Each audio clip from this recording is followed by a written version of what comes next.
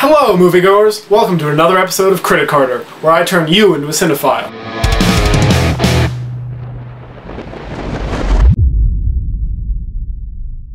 Before I start the review, I'd just like to take a moment to recognize the fact that this film is partially based on true events. I'll have a link if you want more information about it in the description. I would like to take a moment of silence for the victim of the tragic incident.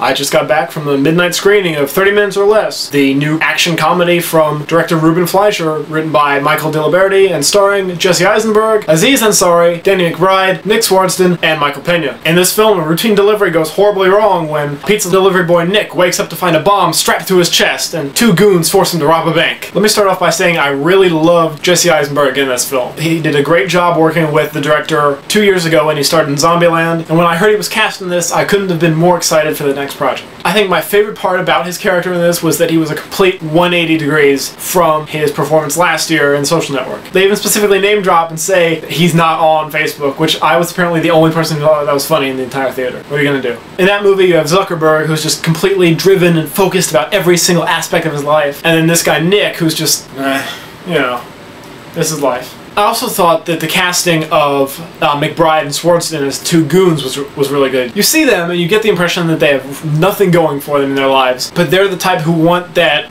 get rich quick, and they're willing to do whatever it takes to make that happen for them. And in this case, that happens to be, you know, breaking a couple laws and getting a bunch of money. But they don't want to do it for themselves. No, you know, that would be too much work. What I didn't like about this film, two things. One, Aziz Ansari. He's playing the Aziz Ansari character that he plays in Parks and Rec, that he plays in pretty much everything that I've seen him in so far. And he's not right for this character, and he's just annoying in general to me on top of that. And the plot itself I also thought was a little contrived. It's the two guys want to steal the money. Two guys want to rob the bank so that they can pay an assassin to kill one of the guy's dads, who will leave him $1 million for an inheritance. Why not just rob the bank, get the $1 million that way, and not have to have a murder on your hands? I don't know. Oh, okay. Third thing, actually. So three things I had a problem with. Michael Pena, who did a fantastic job in Crash, I want to say back in 2006, has just made some terrible career choices since then, playing these horrible, you know, just stereotypical Hispanic characters, and this role was not an exception.